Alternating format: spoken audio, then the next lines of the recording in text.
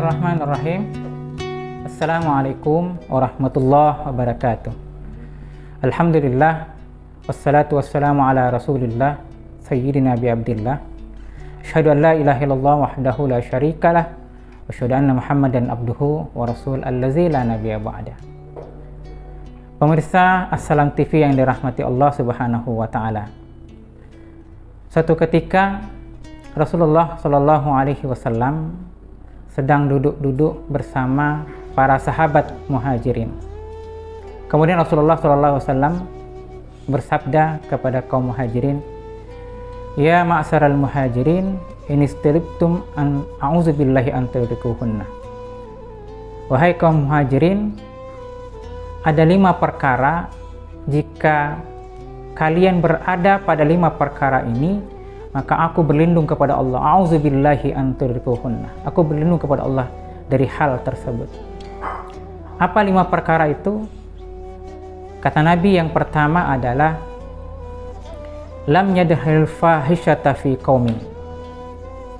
Jika perbuatan maksiat, perbuatan fahisyah di kaum itu sudah mereka lakukan secara terang-terangan dan mereka tidak lagi malu untuk melakukannya, maka kata Allah Subhanahu wa taala akan mendatangkan kepada kaum itu sebuah penyakit yang akan menimpa kepada kaum tersebut dan tidak pernah menimpa kepada nenek-nenek moyang mereka. Nauzubillah min zalik. Ma'asyiral muslimin rahimakumullah, sahabat Assalam TV yang dirahmati Allah Subhanahu wa taala. Hadis ini juga menjelaskan kepada kita bahwa jika perbuatan maksiat, jika perbuatan fahisyah sudah berani kita lakukan secara terang-terangan, maka Allah akan mendatangkan penyakit yang penyakit itu tidak pernah diderita oleh nenek-nenek moyang kita. Jangan-jangan hari ini yang terjadi di dunia, bahkan di Indonesia hari ini adalah penyakit yang disebutkan oleh Nabi, penyakit taun, yang menimpa kita karena kita sudah berani melakukan maksiat secara terang-terangan di hadapan Allah Subhanahu wa taala. Sahabat Assalam TV yang dirahmati Allah Subhanahu wa taala. Kemudian yang kedua, kata Rasulullah sallallahu alaihi wasallam, walam yuksinul mikyala wal mizan. Jika satu kaum sudah berani mengurangi timbangan, jika para pedagang sudah mengurangi timbangan, maka kata Nabi Shallallahu alaihi wasallam akan datang kepada negeri tersebut kelaparan dan kepapaan, bahkan akan dipimpin oleh penguasa yang zalim. Nauzubillah min zalik. Jika kita sudah berani mengurangi timbangan, jika kita sudah mengurangi hak-hak orang, ini bukan hanya berlaku kepada para pedagang, tetapi kepada kita juga, bagi karyawan, bagi pekerja, semuanya. Jika sudah berani mengurangi hak-hak orang, sudah berani mengambil hak-hak orang, maka kata Nabi Shallallahu alaihi wasallam, negeri tersebut akan ditimpa kepapaan dan kelaparan, bahkan akan dipimpin oleh penguasa yang zalim. Dan negeri yang kaya berkah ini seolah-olah rakyatnya susah. Ada hampir 40 juta masyarakat Indonesia di bawah garis kemiskinan. Di bawah garis kemiskinan. Bukan hanya miskin, tapi sudah di bawah garis kemiskinan. Kenapa negeri yang gemah ripah Laut Jenawah ini, negeri yang berkah ini, tapi masyarakatnya masih miskin? Jangan-jangan kita sudah berani mengurangi timbangan, mengurangi hak orang, sehingga Allah menghukum kita. Nauzubillah min zalik. Ma'asyiral muslimin, sahabat Assalam TV yang dirahmati Allah Subhanahu wa taala. Yang ketiga, kata Nabi sallallahu alaihi wasallam, walam yaqnaul zakata amwalahum. Jika para dermawan sudah tidak lagi mau mengeluarkan zakatnya, tidak lagi mau menginfakkan hartanya, maka kata Allah Subhanahu wa taala, negeri tersebut akan ditahan hujan turun kepada negeri tersebut sampai bertahun-tahun. Kalaulah bukan karena binatang-binatang yang melata, Allah tidak akan menurunkan hujan kepada negeri tersebut. Nauzubillah min zalik. negeri yang berada di garis khatulistiwa, yang curah hujannya sangat tinggi. Tetapi kenapa negeri ini begitu kemarau panjang, begitu banyak tanah-tanah yang tandus? Karena hujan tidak turun lagi kepada negeri tersebut. Kenapa? Karena para dermawannya, para orang-orang agnianya tidak lagi mau mengeluarkan zakat di hadapan Allah Subhanahu wa taala. Maka Allah menghukum negeri tersebut dengan menahan hujan kepada negeri tersebut. Kalaulah bukan karena binatang-binatang yang melata, maka negeri tersebut tidak akan diturunkan hujan oleh Allah Subhanahu wa taala. Ternyata Allah lebih sayang kepada binatang-binatang yang melata dibandingkan orang-orang yang tidak mau mengeluarkan zakatnya di hadapan Allah Subhanahu wa taala. Ma'asyiral muslimin, sahabat Assalam TV yang dirahmati Allah Subhanahu wa taala. Yang keempat, kata Nabi sallallahu alaihi wasallam, "Walaula bahaimu lam yutharul wa lam yuknaul ahdallahi wa ahda rasulih."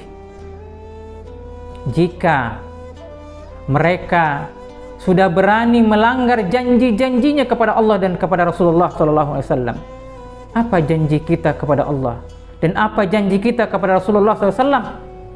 Janji kita kepada Allah Subhanahu wa taala, la ilaha illallah, tidak ada Tuhan yang disembah kecuali Allah Subhanahu wa taala. Tidak ada yang kita abdi kecuali Allah Subhanahu wa taala, dan tidak ada hukum yang kita akui kecuali hukum Allah Subhanahu wa taala. Dan janji kepada Rasulullah SAW menjadikan Rasulullah sebagai uswah dalam kehidupan kita, menjadikan Rasulullah sebagai uswah teladan dalam kehidupan, baik secara pribadi, keluarga, bermasyarakat, bahkan bernegara. Tetapi kita melanggar semua janji-janji kita kepada Allah, kepada Rasulnya. Maka kata Allah Subhanahu wa ta'ala, negeri tersebut bagi mereka yang melanggar janjinya kepada Allah dan janjinya kepada Rasulullah SAW, maka negeri tersebut akan dijajah oleh musuh. Bahkan kekayaan negeri tersebut akan dikeruk oleh penjajah-penjajah tersebut. Na'udzubillah min zalik.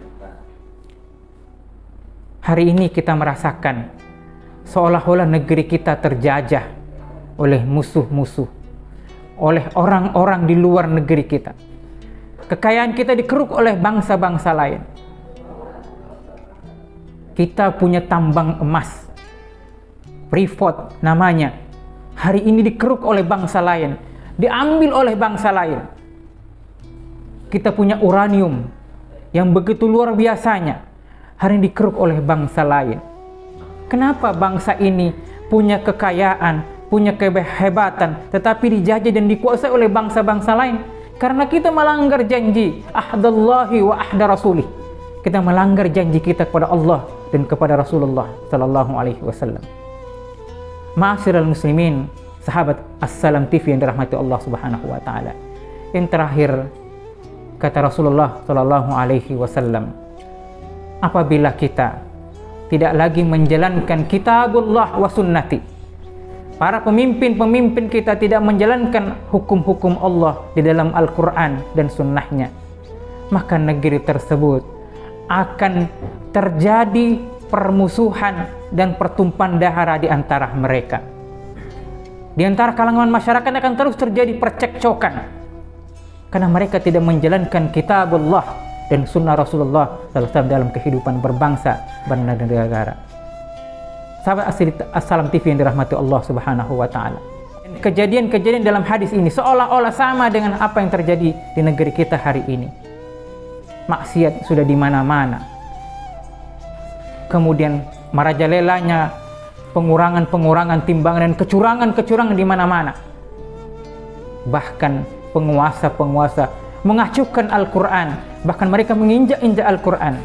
Maka wajar kalau Allah Subhanahu wa taala menghukum negeri ini, memberikan bala kepada negeri ini dan dikuasai kekayaannya oleh bangsa-bangsa lain, karena bangsa ini tidak lain mau kembali kepada ajaran-ajaran Islam. Na'udzubillah min zalik. Sahabat Sili Assalam TV yang dirahmati Allah Subhanahu wa taala, mudah-mudahan Allah memberikan kita kemampuan untuk terbebas dari 5 perkara yang menimpa bangsa kita hari ini, dan kita bisa membebaskan kita dari hal-hal tersebut sehingga kita mampu menjadi negeri yang begitu mampu mengelola negerinya sendiri tanpa campur tangan bangsa lain. Mudah-mudahan kita semuanya dirahmati oleh Allah Subhanahu wa taala dan diberikan kekuatan untuk mampu menegakkan hukum-hukum Allah Subhanahu wa taala. Aqulu qouli hadza astaghfirullahal azim. Wabillahi taufiq wal hidayah. Assalamualaikum warahmatullahi wabarakatuh.